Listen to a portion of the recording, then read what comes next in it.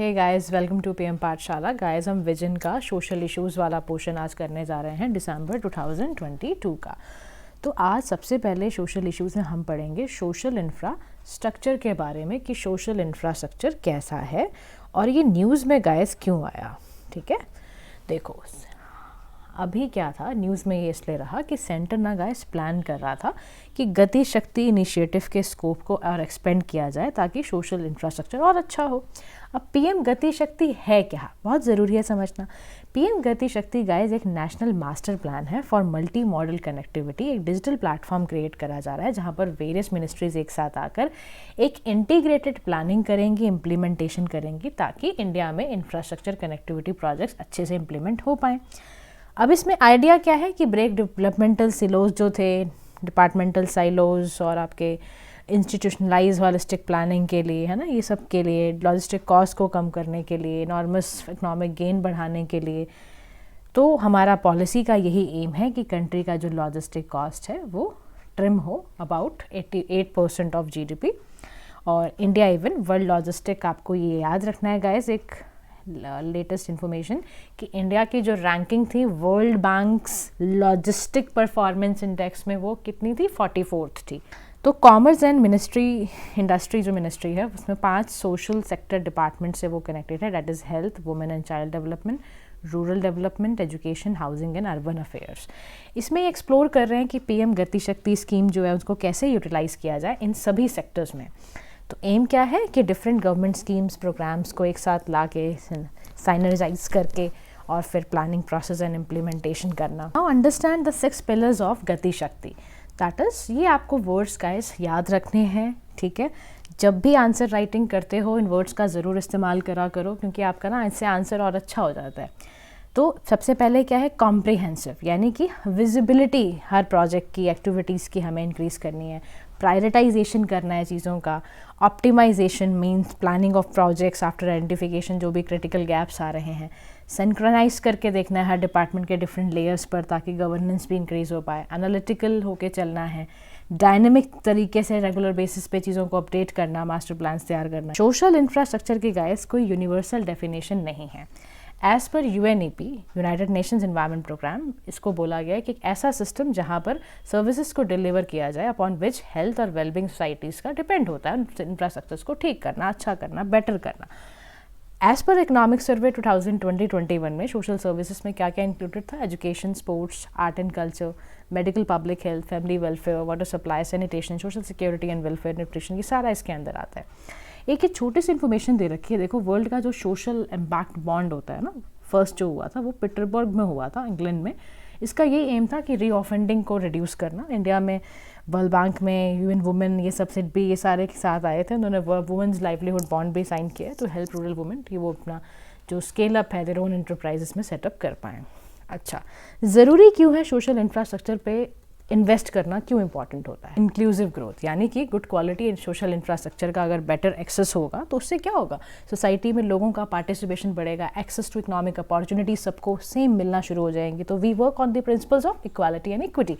उसके बाद poverty alleviation, तो पॉवर्टी आपको जानते ही हो, इस वजह से लैक ऑफ गुड एजुकेशन, हमने क्वालिटी एजुकेशन नहीं ले पा रहे, गुड हेल्थ पर ध्यान नहीं रख पा रहे हैं, तो लोगों की लाइफ को और इम्प्रूव करने के लिए पॉवर्टी रिड्यूस करने के लिए चीज़ की गई है। तीसरा है एनवायरमेंटल सस्टेनेबिलिटी, यानी कि clean water, sanitation, non polluting sources of energy, safe disposal of solid waste, जिससे कि एनवायरनमेंट पे बेनिफिट मिले सभी सेक्शंस को, उसको कहते हैं। सस्टेनेबल ग्रोथ, यानी कि वेल फंक्शनिंग सोशल इंफ्रास्ट्रक्चर, ताकि जो हमारा सस्टेनेबल डेवलपमेंट गोल्स वाला है उसको हम फुलफ़िल कर पाएँ, क्योंकि हमें ना चैलेंजेस रिजॉल्व भी करने हैं ना यार, रैपिड अर्बनाइजेशन के, और फिर हमें एक सस्टेनेबल ग्रोथ देनी है, तो उसके लिए हमें सोशल इंफ्रास्ट्रक्चर पे इन्वेस्ट करना पड़ेगा। इकोनॉमिक एंड पॉलिटिकल स्ट्रक्चर को सर्वाइवल को भी इंपॉर्टेंट है। देखो जो क्राइसिस सिचुएशंस आई थी, रिजिलिएंट सोशल इंफ्रास्ट्रक्चर बड़ा ज़रूरी है। फॉर एग्जाम्पल रिसेंट जो कोविड पैंडमिक हुआ उससे हमारा कितना क्रम्बलिंग डाउन हुआ है हेल्थ फैसिलिटीज़, कितना मेजर अनरेस्ट और पब्लिक प्रोटेस्ट देखने को मिले थे अगेंस्ट द सिस्टम।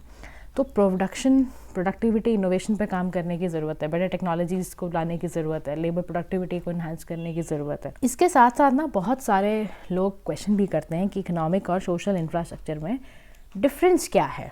तो देखो, इकोनॉमिक इंफ्रास्ट्रक्चर का मतलब है हम इकोनॉमिक एक्टिविटीज़ को स्पर कर रहे हैं, स्टिमुलेट डिमांड क्रिएट कर रहे हैं, like your investment in power, transport and all. Social infrastructure में we are investing in the social things like schools, your hospitals, certain aeration, ताकि हमारा जो भी सोशल चेंज के एजेंट्स होते हैं उन पे इन्वेस्टमेंट करने को सोशल इंफ्रास्ट्रक्चर कहते हैं. कमर्शियल एस्पेक्ट्स पे पढ़ोगे तो यूज़र पे प्रिंसिपल इस पे चलता है, डिमांड बेस्ड रेवेन्यू स्ट्रीम्स, मतलब प्राइवेट सेक्टर्स को इनकरेज करना, उनके मोटिवेशंस देना, उनको प्राइवेट मोटिव्स क्रिएट करना, लाइक दिस. अच्छा, सोशल इंफ्रास्ट्रक्चर में क्या होता है, fast financial returns from social infrastructure projects are poor, they are largely supported funded by government budgetary resources, है ना. तो ये इसमें सोशल कंसिडरेशन होती है, समझ रहे हो ना. इकोनॉमिक एस्पेक्ट में, इकोनॉमिक इंफ्रास्ट्रक्चर में कमर्शियल एस्पेक्ट ज़्यादा होता है, सोशल इंफ्रास्ट्रक्चर के अंदर सोशल कंसिडरेशन, वेलफेयर ज़्यादा है. रिस्क एलोकेशन की बात करोगे तो इकोनॉमिक इंफ्रास्ट्रक्चर के अंदर शेयर्ड रिस्क इन फ्रेमवर्क रहता है. यहाँ पे ज़्यादातर पब्लिक सेक्टर उसको बॉर्न करता है. यहाँ पर better standard of living create करने के लिए, यहाँ पर लोगों की क्वालिटी ऑफ सिटीजन्स को बढ़ाने के लिए है. इकोनॉमिक ग्रोथ होगी यहाँ पर, यहाँ ह्यूमन कैपिटल बढ़ेगा, है ना, which further develop your human resource development. Way forward क्या है, तो कुछ हर्डल्स थी, उसके साथ उन्होंने वे फॉरवर्ड लिखा हुआ. ये सारी की सारी गाइस हर्डल्स है इंफ्रास्ट्रक्चर में. Inadequate funding, low private participation, ineffectiveness infrastructure, technological barrier, disparities in quality of social infrastructure, ये सारी इसकी हर्डल्स हैं. इसको किस तरह से इम्प्रूव करा जाए, ये कह रहा है कि प्राइवेट सेक्टर का ना पार्टिसिपेशन, एंगेजमेंट उनकी बढ़ा दो. There is a need to improve the risk return framework, ताकि फाइनेंशियल सपोर्ट मिले, इनोवेटिव फाइनेंसिंग मॉडल्स क्रिएट किए जाए, इंस्ट्रूमेंट यूज़ करने as a social impact bonds. एक कॉन्ट्रैक्ट करना चाहिए पब्लिक सेक्टर गवर्निंग अथॉरिटी को, where it pays for better social outcomes. ठीक है. टेक्नोलॉजी अडॉप्शन को इनकरेज करना है, ब्रिज करना है digital divide by improving telecommunication network, affordable reliable broadband internet access होना चाहिए, availability of internet enables access होना चाहिए, डिजिटल लिटरेसी को बढ़ाओ, सेटिंग एंड मॉनिटरिंग स्टैंडर्ड्स, यानी कि रिलायबिलिटी, एक्सेसिबिलिटी, अफोर्डेबिलिटी को इन्हेंस करो, better convergence and coordination among ministries, वो अच्छा करना है. तो ये सब ज़रूरी है करना. अदर कुछ बेस्ट प्रैक्टिसेस हैं कि how investing in social infrastructure can be beneficials, उस पर यहाँ पर ये दिया हुआ है कि कुछ इनिशिएटिव्स है. देखो, छत्तीसगढ़ में पोटा कैबिन्स थे, तो इनोवेटिव एजुकेशनल इनिशिएटिव था. गाइस देखो, इन इनिशिएटिव्स को भूलना मत. पूछ सकते हैं, कैसे भी क्वेश्चन आएगा कि धारा विकास इनिशिएटिव कौन सी गवर्नमेंट ने लिया है, किससे रिलेटेड था, तो पता होना चाहिए. यहाँ पर देखो, रिवाइवल के लिए था ये धारा विकास, सिक्किम का था, ड्राइंग स्प्रिंग्स के थ्रू, मतलब एलिवेट करना है रूरल वाटर स्कार्सिटी जो लोगों को होती थी, उससे करने के लिए. Sustainable plastic waste management plan Himachal Pradesh का था कि उन्होंने बैन लगाया on the use of plastic. ठीक है. और उसको किस पे डिस्पोज ऑफ कर रहे हैं ये लोग, कंस्ट्रक्शन ऑफ रोड्स पे, ताकि वहाँ की रोड्स और ज़्यादा मजबूत हो जाएं. आरोग्य केरलम प्रोजेक्ट था केरला का, कम्युनिटी बेस्ड अप्रोच थी, ताकि वो पैलिएटिव हेल्थ केयर है, ताकि होम बेस्ड मेडिकल केयर हो, जो कि पैलिएटिव केयर सर्विसेज में काम आ पाए. इस पैलिएटिव हेल्थ केयर में आपका क्या क्या आ जाता है कि ना, फैमिली बेस्ड, जैसे कि देखो, फैमिली में किसी को बहुत पेन किसी चीज़ का है ना, या ओल्ड एज पॉपुलेशन हो गई है हमारे घर में, तो हमारे फिर पैलिएटिव केयर की ज़रूरत होगी. इट मीन्स कि ना हम हर तरह का काम करेंगे, उनके इमोशनल, उनके स्पिरिचुअल, उनके हेल्थ केयर का सबका ध्यान रखेंगे. तो उसको हम ना ओवरऑल एक हॉलिस्टिक पैलिएटिव हेल्थ केयर कहते हैं. ठीक है. नेक्स्ट हमारे पास स्कीम थी, दैट इज़ प्रधानमंत्री आवास योजना ग्रामीण. ठीक है. सेंट्रल में ये गवर्नमेंट ने इसमें न्यूज़ डाली, India has stated that it will withdraw its share of funding for state that fail to properly implement Pradhan Mantri Gramodaya scheme. ठीक है. आवास योजना, प्रधानमंत्री आवास योजना ग्रामीण वाली जो है, उसमें गवर्नमेंट कह रही है कि हम अपना शेयर हटा देंगे, जो भी स्टेट्स प्रॉपरली इसको इम्प्लीमेंट नहीं कर रहे हैं. ठीक है. इसमें क्या क्या चीज़ें दी हुई हैं, इससे रिलेटेड बता रही हूँ. Employment MNREGA, toilet MNREGA, LPG connection, electricity, सारी मॉनिटरिंग मैकेनिज्म है अंडर सारी स्कीम्स का. कि आपने सौभाग्य स्कीम, प्रधानमंत्री उज्ज्वला योजना, जल जीवन मिशन को ठीक से इम्प्लीमेंट करा है या नहीं करा है. को states like Tamil Nadu, Maharashtra, Assam, Orissa, Bihar are unable to provide land to landless beneficiaries. ठीक है. ये न्यूज़ में रहा. Central government has mention that जो टारगेट है स्टेट्स के फाइनेंशियल ईयर में रीडिस्ट्रीब्यूट करने चाहिए, may be redistribute other state. तो early centre has introduced a penalty clause against state governments for tardy implementation of the scheme. जैसे देखो, इसके लिए मॉनिटरिंग सिस्टम के लिए क्या क्या लगाया गया है, जियो टैगिंग लगाए गए हैं, कंस्ट्रक्शन फोटोग्राफ्स लगाए गए हैं, कम्युनिटी पार्टिसिपेशन, सोशल ऑडिट होता है, दिशा कमेटी है जिसमें मेंबर ऑफ पार्लियामेंट जाके चेक कराते हैं, स्टेट गवर्नमेंट ऑफिशियल्स होते हैं, सेंट्रल गवर्नमेंट ऑफिशियल्स हैं, इनके थ्रू क्या शुरू हो गया, मॉनिटरिंग सिस्टम शुरू हो गया है. ये स्कीम कब आई, 2016 में आई, बहुत इंपॉर्टेंट है. Ministry of rural development, please be very careful while reading the schemes. आपको मिनिस्ट्री का अच्छे से पता होना चाहिए, आपको पता होना चाहिए कि ये सेंट्रली स्पॉन्सर्ड स्कीम है, इट मीन्स सेंटर और स्टेट का शेयर है स्कीम में। ऑब्जेक्टिव क्या है, हाउसिंग फॉर ऑल बाय 2022। यानी कि इसमें क्या था कि 2.95 करोड़ हाउसेस को कंस्ट्रक्ट किया जाएगा with all basic amenities by the year 2022। ठीक है, टू और रूरल हाउस होल्ड, जो भी हाउसलेस लोग हैं उनको आपका दोज लिविंग इन कच्चा या डिलापिडेटेड हाउस में जो रहते हैं उनको ये फाइनेंशियल सब्सिडी दी जाएगी। इस स्कीम के फीचर्स क्या हैं, देखो इस स्कीम के फीचर्स हैं, जो बेनिफिशियरी होता है ऑल हाउसलेस, जो भी लोग डिलापिडेटेड यानी किसी कच्चे हाउस में रहते हैं एज पर SECC 2011, उनको यहाँ पर बेनिफिशियरी माना जाएगा। और Awaas plus service conducted to identify जो भी अदरवाइज एलिजिबल हाउस होल्ड हैं जिन्होंने छोड़ दिया है, लेफ्ट आउट हो गए हैं, बेस परमानेंट वेट लिस्ट में उनको डाला जाएगा। पावर्स विद ग्राम सभा क्या है कि लिस्ट ऑफ बेनिफिशरीज को वैलिडेट करा जाएगा ग्राम सभा के थ्रू। यूनिट साइज जो बोला है वो मिनिमम कितना हो जाना चाहिए, 25 स्क्वायर फीट मीटर होना चाहिए, सॉरी। हाइजीन, कुकिंग वगैरह ये सब मिला के डेडिकेटेड एरिया। फिनेंशियल असिस्टेंस कितना मिलेगा, हर बेनिफिशरी को 100% ग्रांट मिलेगी ऑफ ₹1.20 लाख प्लेन एरिया में, हिली एरिया में 1.30 लाख मिलेगा, या यूटी वगैरह के अंदर बैकवर्ड एरियाज़ के अंदर। कंस्ट्रक्शन जो हाउसेस का होगा carried out by beneficiary himself होगा under the direct supervision. Beneficiary loan भी ले सकता है 70,000 का फाइनेंशियल इंस्टीट्यूशन से। समझ आ गया बेनिफिशरी एलिजिबल कौन कौन होगा।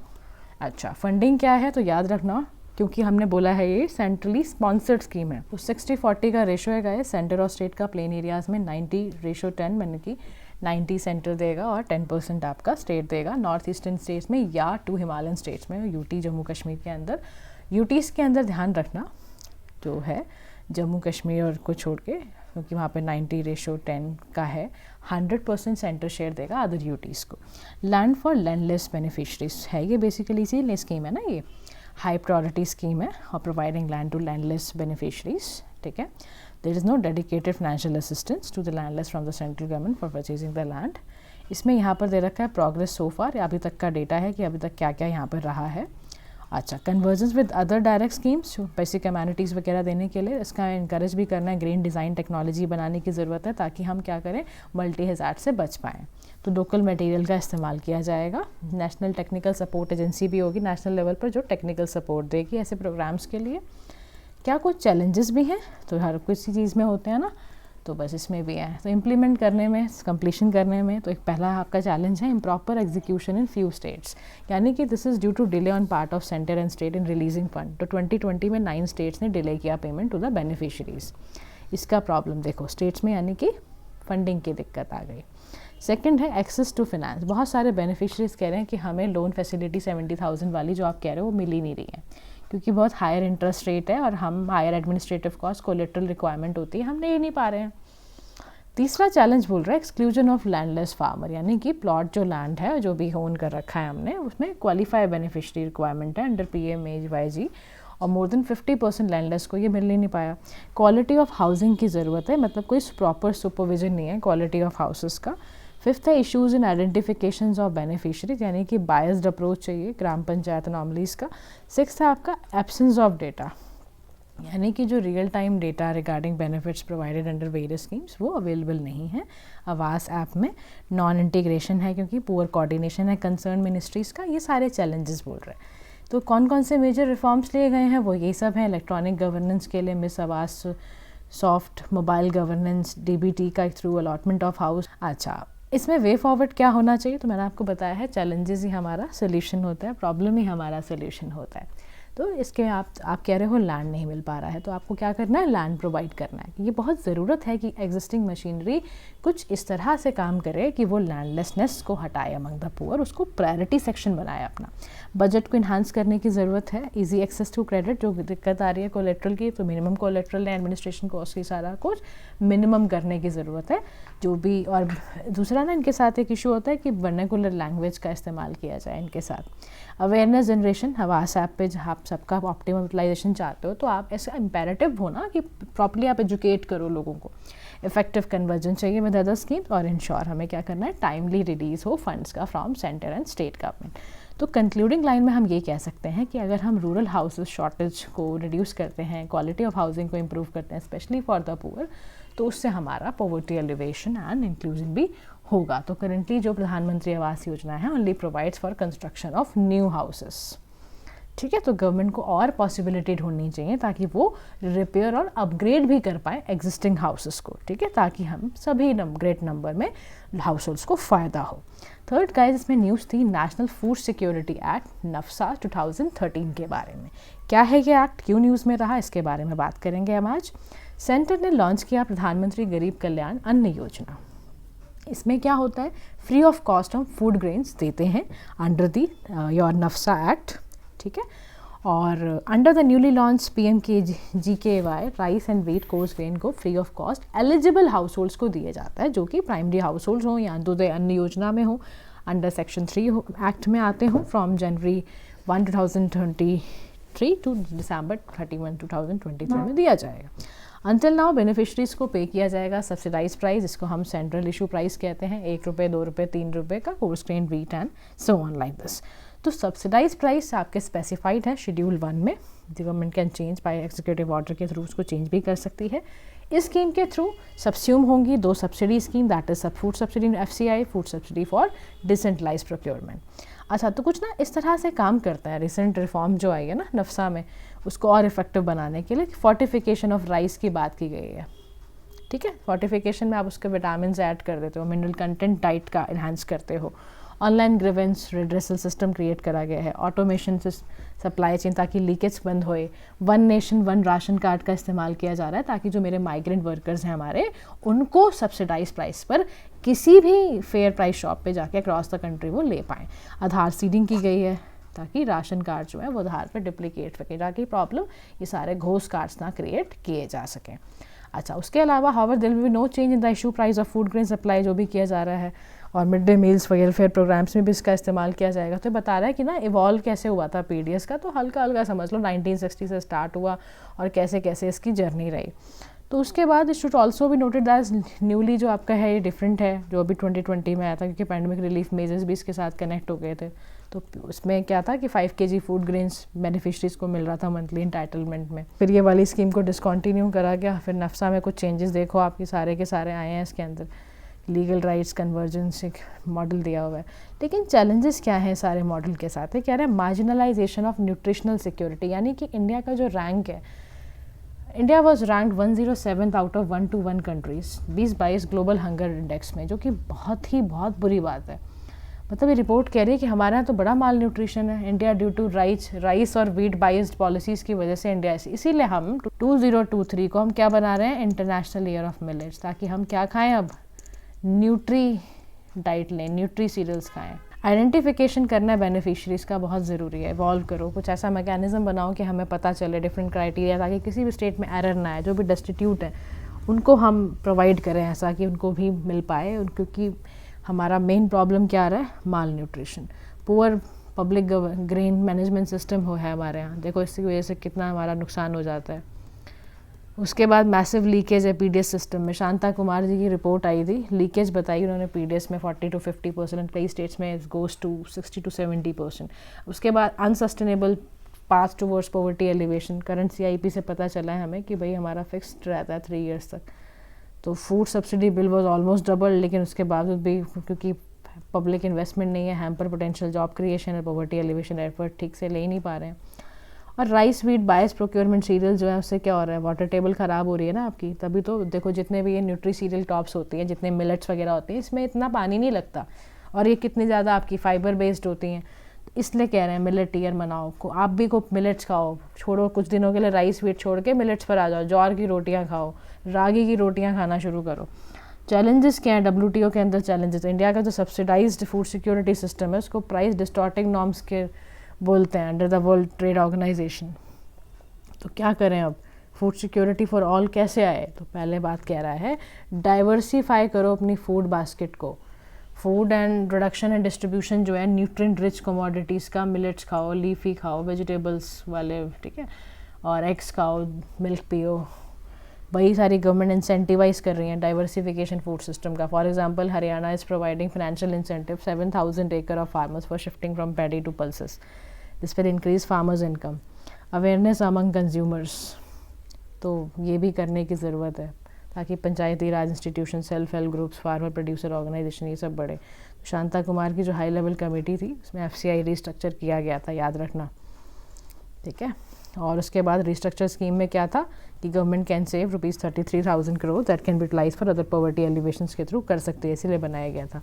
इंश्योर करना इफेक्टिव मार्केट्स को ताकि लीकेज वगैरह ख़त्म हो. स्टैंडर्ड क्राइटेरिया स्टैंडर्डाइज करो अपने क्राइटेरिया को आइडेंटिफाई करने के लिए, ठीक है. यूनिफॉर्मिटी, राइटफुल टारगेटिंग करो, इवॉल्विंग डायनेमिक डेटाबेस, ये सारा इंपॉर्टेंट है. ये सारे वर्ड स्कोप की टर्म्स हैं guys. Please keep memorizing these terms. किसी भी टॉपिक के बारे में सोचो उसके कीवर्ड्स मेमोराइज किया करो. डिजिटलाइजेशन करने की ज़रूरत है. कह रहा है जो आपने आधार सीडिंग की कमी थी ना उसको अर्जेंट बेसिस पर डील करो.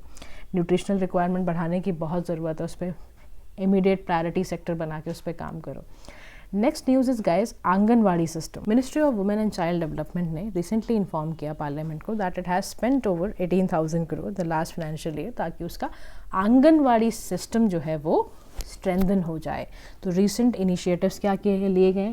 Improving nutritional qualities, testing in accredited labs, development of पोषण वाटिकाज, लेवरेजिंग ट्रेडिशनल नॉलेज या गवर्नेंस को इन्हांस करने के लिए. तो आंगनवाड़ी सिस्टम है क्या, क्यों लॉन्च हुआ? तो anganwadi system guys under the anganwadi services scheme, जिसको आज की डेट में रीनेम करा गया है सक्षम आंगनवाड़ी एंड पोषण 2.0. ये इंटीग्रल पार्ट है ICDS का, that is integrated child development services scheme. कैसी स्कीम है ये? सेंट्रली स्पॉन्सर्ड स्कीम है. कौन चला रहा है? Ministry of Women and Child development.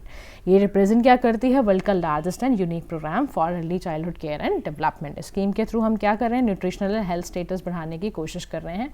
Mortality के रिड्यूस करना, मॉर्बिडिटी एंड माल न्यूट्रिशन को रिड्यूस करने का काम कर रहा है. अच्छा, इस सिस्टम में 906.17 लाख बेनिफिशरीज़ हैं.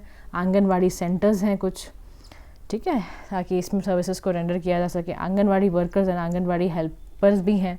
कुछ बेसिक फंक्शनरीज हैं ICDS की. 1 village area is manage by single anganwadi workers ताकि हेल्थ, न्यूट्रिशन और चाइल्ड केयर की जा सके. तो इसको ना डिजिटली स्ट्रेंथन करा जा रहा है ताकि पोषण ट्रैकिंग सिस्टम और मॉनिटरिंग डिवाइस अच्छा हो पाए. पोषण ट्रैकर क्या है? एक जॉब एड है AWW के साथ, यानी कि आंगनवाड़ी वर्कर्स के साथ इसको एक जॉब एड है जिसमें कि एफिशिएंट डिलीवरी की जा सके सर्विसेज को along with the reflection of their efforts. तो इस मोबाइल बेस्ड एप्लीकेशन में पूरा दिखाया जाता है कि आइडेंटिफाई करा जाता है कि भाई कितने लोगों को स्टंटिंग की प्रॉब्लम है, कितने बच्चे का वेट कम है, वेस्टिंग की दिक्कत है और हाइट बढ़ गई लेकिन वेट नहीं रहा, या वेट बहुत ज़्यादा है हाइट नहीं बढ़ी, या अंडर वेट की प्रॉब्लम है. सारा कुछ ट्रैक करते हैं. लास्ट माइल ट्रैकिंग कोशिश की जा रही है न्यूट्रिशन सर्विस डिलीवरी देने की. अच्छा, इसमें कुछ कंपनसेशन के प्रोग्राम्स भी हैं. सक्षम आंगनवाड़ी इसका हल्का सा मैं बता देती हूँ कि टारगेटेड इंटरवेंशन है ताकि हम AWCs को इम्प्रूव कर पाएँ. इसमें कौन कौन से एडोलेसेंट गर्ल्स होती हैं? 14 से 18 एस्पिरेशनल डिस्ट्रिक्ट्स वगैरह में मिलती हैं. और अर्ली चाइल्डहुड केयर होता है, अर्ली स्टिमुलेशन करने के लिए होता है. 2 लाख AWC 40,000 ईच ईयर यहाँ पे स्ट्रेंथन करा जा रहा है ताकि यहाँ पर अभी क्या है smart turning aids, audio visual tools, ये सब इस्तेमाल करा जा रहा है. कंपनसेशन की बात करोगे तो जो भी AWC आंगनवाड़ी वर्कर्स हैं ना, या इन सबको paid fixed honorarium per month इनको दिया जाता है. और कितना दिया जाता है? याद रखना, 3,500 रुपीज़ पर मंथ इनको दिया जाता है, ठीक है, आंगनवाड़ी वर्कर्स को. और इनको लिंक्ड इंसेंटिव मिलते हैं 500 per month using ICDS use करने के लिए. डैशबोर्ड है 6 टायर, इसमें रिप्लेस किया रजिस्टर्स एंड स्मार्ट है ना विद स्मार्टफोन. रजिस्टर्स वगैरह का सिस्टम खत्म. अब सब क्या हो गया? डिजिटलाइज करने की कोशिश की जा रही है. नॉन फॉर्मल्स आप school pre education, tackling child management, eliminating करना infant mortality, community health problem, ये सब curbing preventable disease, implementation of urgent government policies like that. तो जितनी भी ये स्टेट्स एंड ड्यूटीज़ इनको एडिशनल अनोनियम देना, फंक्शनरीज़ को अच्छा काम करना है ना क्या. और इसमें ही कवर्ड है आपके प्रधानमंत्री जीवन ज्योति बीमा योजना, सुरक्षा योजना, आंगनवाड़ी कार्यकर्त्री बीमा योजना. तो अदर बेनिफिट्स भी दिए जाते हैं, लाइक पेड लीव दी जाती है, reservation, promotions, uniforms, other incentives ताकि ये अच्छे से काम कर पाएँ. तो नेशनल न्यूट्रिशन मिशन या आज आप पोषण अभियान भी कहते हो, तो ये स्कीम याद रखना guys. Please be very cautious when you are reading the schemes, क्योंकि फंसा सकता है क्वेश्चन में. तो ईयर्स याद रखना है, मिनिस्ट्री याद रखनी है, इनका काम क्या है. तो पोषण अभियान में क्या होता है? 2017 में लॉन्च हुई। मॉनिटर करना, सुपरवाइज करना, टारगेट फिक्स करना, क्या करने के लिए, न्यूट्रिशन को गाइड करना है अक्रॉस द मिनिस्ट्रीज़। ऑब्जेक्टिव यही है, स्टंटिंग कम करनी है, रिड्यूस करनी है, हाईएस्ट मेल न्यूट्रिशन बर्डन अपनी आप जो लगा है ना हम पे कलंक क्यों मिटाना है। तो holistic development, adequate nutrition pregnant women's के लिए, मदर्स के लिए, चिल्ड्रन के लिए ज़रूरी है, तो वो करना। कुछ ना गाइस टर्म्स हैं जैसे कि AWW anganwadi workers, auxiliary nurse midwife, accredited social, ASHA बहन जी सुना होगा आपने एडवर्टीजमेंट्स में गवर्नमेंट चैनल्स पे जो आता था ना, तो एग्रीडेटेड सोशल हेल्थ एक्टिविस्ट कहते हैं आशा बहन जी। स्कीम्स के अंडर किस किस का है, कौन कौन सी मिनिस्ट्री पर है, ये सब दे रखा है इसके अंदर, बेस इन आंगनवाड़ी सेंटर्स, ये सब हल्का सा इसको रीड कर लेना, ये रीड करने से ही आ जाएगा समझ में। लेकिन क्या आंगनवाड़ी सिस्टम में कुछ चैलेंजेस हैं? हाँ जी। पहला चैलेंज क्या होगा बताओ, खुद ही सोचो। तो पहला चैलेंज ही फाइनेंशियल रीज़न है, क्योंकि इनकन्सिस्टेंसी है ना, परसेंटेज बजट एलोकेशन में over the years, improper planning है, इम्प्लीमेंटेशन है, फाइनेंशियल एंड फिजिकल टारगेट्स पूरे ही नहीं कर पा रहे हैं। इनएडुकेट नंबर ऑफ AWC, यानी कि बहुत गैप है, सैंक्शन एंड ऑपरेशनल नंबर जो AWCs का होता है उसमें बहुत फ़र्क है, ठीक है। Inadequate basic amenities at AWC, कह रहा है मेघालय के अंदर 30.85% only AWCs have drinking water facility, which is very bad, है ना। उसके बाद एक्सेसिबिलिटी टू टेक्नोलॉजी, स्मार्टफोन्स की एक्सेसिबिलिटी नहीं है। इनएडुकेट ह्यूमन कैपिटल, ठीक है। और रिम्यूनरेशन पता ही है बहुत कम है, तो फिर वो काम ही नहीं करना चाहती। वे हेड क्या हो जाना चाहिए, तो एक्सपेंड करना चाहिए कवरेज। पार्लियामेंट्री जो स्टैंडिंग कमेटी है उसने रिकमेंड करा कि बॉटलनेक्स को रिमूव करा जाए, बेसिक अमेनिटीज़ जो प्रॉपर इंफ्रास्ट्रक्चर उन पर काम करा जाए, सर्विस कंडीशंस को इन्हांस किया जाए, टेक्नोलॉजी का डिप्लॉयमेंट किया जाए सही ढंग से। इंक्लूडिंग लाइन यही गाइस कि आंगनवाड़ी सिस्टम गवर्नमेंट के कमिटमेंट का एक वो है, टेस्ट है। तो अगर हमें वाइशियस साइकिल ऑफ माल न्यूट्रिशन से बचना है तो हमें कुछ हॉलिस्टिक रिव्यू इसका करना पड़ेगा। We are going to discuss about the internal displacement. So first of all let's understand UNDP, that is United Nations Development Program, and it's a leading UN organization which is basically working to fight the end injustice of poverty, inequality and climate challenge। और क्योंकि 170 countries का part है और 3 main focus हैं इसके, sustainable development, democratic governance and peace building, climate and disaster resilience. ध्यान रखना reports के बारे में, एक तो इस्टेब्लिशमेंट ध्यान रखना 1965, हेडक्वार्टर्स ध्यान रखना न्यूयॉर्क सिटी, रिपोर्ट्स याद रखना HDR, that is human development report. Next is global multi dimensional poverty index. समझ में आ रहा है? तो ये चीज़ें आपको याद रखनी है। जहाँ बोलूँ याद रखना है तो मतलब याद रखना है उसको, उसमें कोई और वो चांस नहीं है।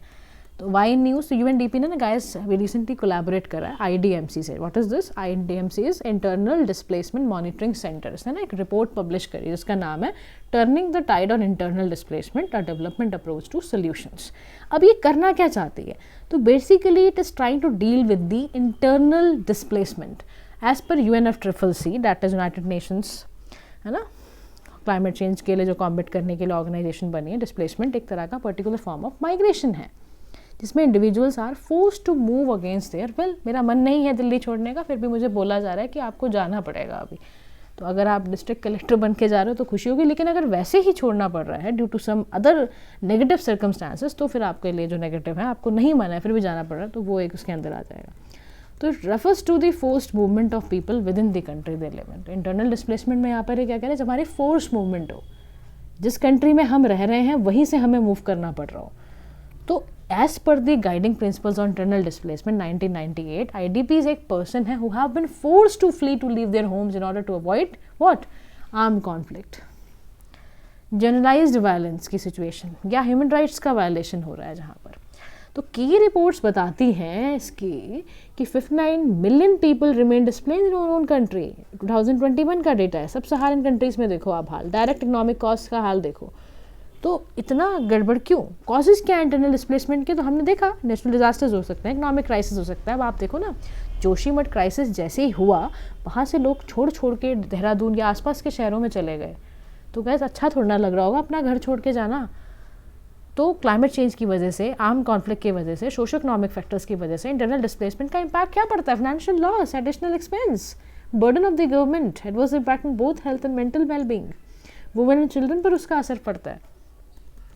फिर इसको मिटिगेट कैसे करें, हटाएं कैसे? तो 1998 guiding principle on internal displacement ने स्टिपुलेट करा IDPs have the right to choose freely between 3 solutions: return to their former homes on habitual place of resident, या local integration in area, settlement करना, integrate करना, तो 2010 में यहाँ पर बता रहा है कि ना इंटर एजेंसी स्टैंडिंग कमेटी का फ्रेमवर्क था, एक ड्यूरेबल सोल्यूशन पे बात करेगी। तो कहा था कि फर्दर गाइडेंस की ज़रूरत है कि कैसे how to determine a voluntarily and inform choice on which settlement option they prefer, ताकि वो अपनी सेफ्टी और डिग्निटी के साथ जा सकें। इसी पे एक पॉलिसी भी है, पूछो कौन सी, national policy for rehabilitation and resettlement 2007, ताकि लार्ज स्केल डिस्प्लेसमेंट कम हो पाए।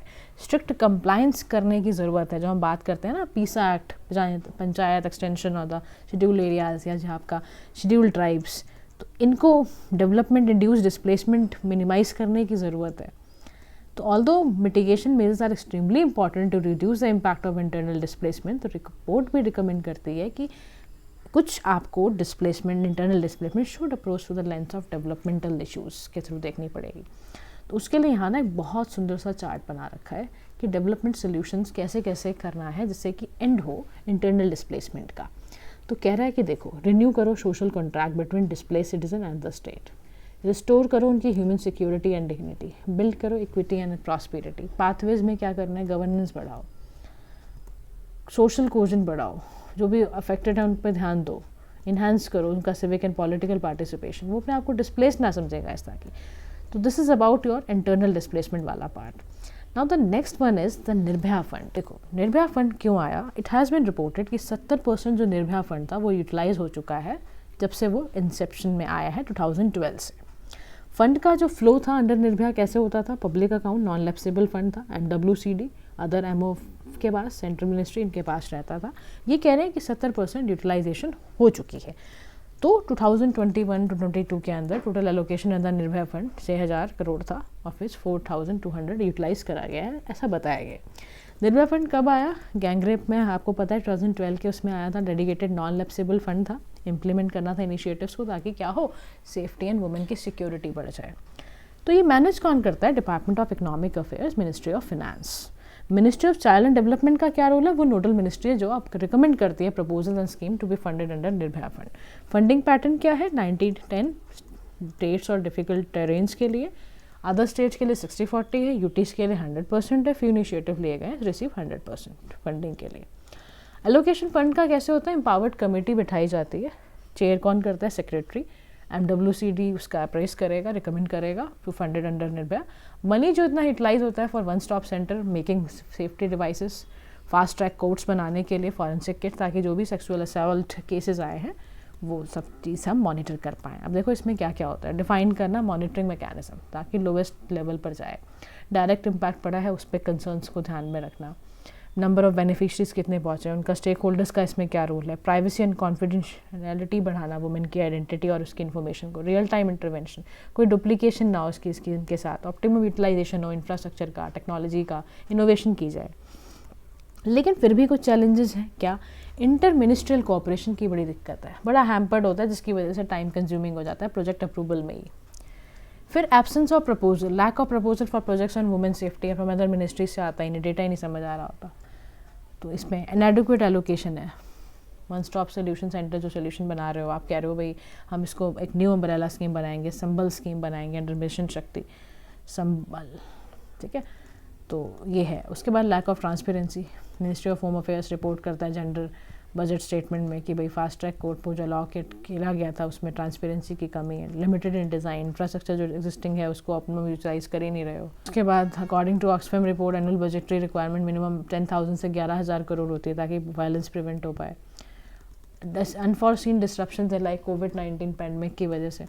अब इसको करें क्या, तो ये कह रहा है कि ना इम्प्रूव करो डिज़ाइन, गाइडलाइंस में बताया गया है गवर्न करने के लिए कि निर्भया फंड का इस्तेमाल हो ताकि इंसेंटिवाइज कर पाएँ हम इंटरवेंशन इन एरिया जैसे कि एजुकेशन है, हेल्थ है, सैनिटेशन है, बिहेवियर चेंज है। फॉर इंस्टेंस जैसे केरला का ना जेंडर बजट था 2021-22 का, उसने एलोकेट किया था रिसोर्सेज को फॉर मेडिकल केयर ताकि जो भी विक्टिम है, वुमेन विक्टिम ऑफ वायलेंस है, gender awareness in police station है, ये सारा इन्फॉर्म पुलिस पॉलिसी मेकिंग करने की बहुत ज़रूरत है, वो भी इन्फॉर्म्ड होनी चाहिए। एम्पावर्ड कमेटी भी ये कहती हैं फीडबैक लो सारी मेजर सिटीज़ से, लोकल कम्युनिटीज़ से, पुलिस से, NCRB से, साइकोलॉजिस्ट से, ताकि वो ओवरऑल सिनेरियो जो रिगार्डिंग वुमेन सेफ्टी है उसको ठीक ढंग से आइडेंटिफाई करके सही बात आपको बता पाए।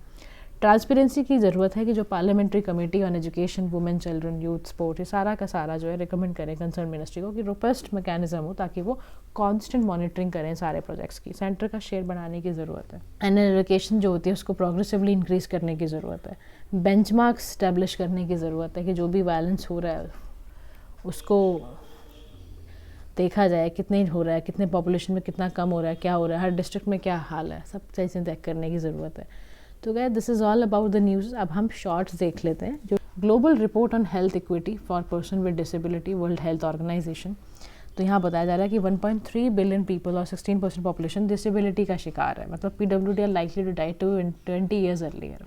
मोर देन डबल रिस्क है इनको, है ना, लाइक डायबिटीज़ का, स्ट्रोक का, डिप्रेशन का, क्योंकि यार लोग इनको ना बड़ा दया की भावना से इनसे बात करना पसंद नहीं करते।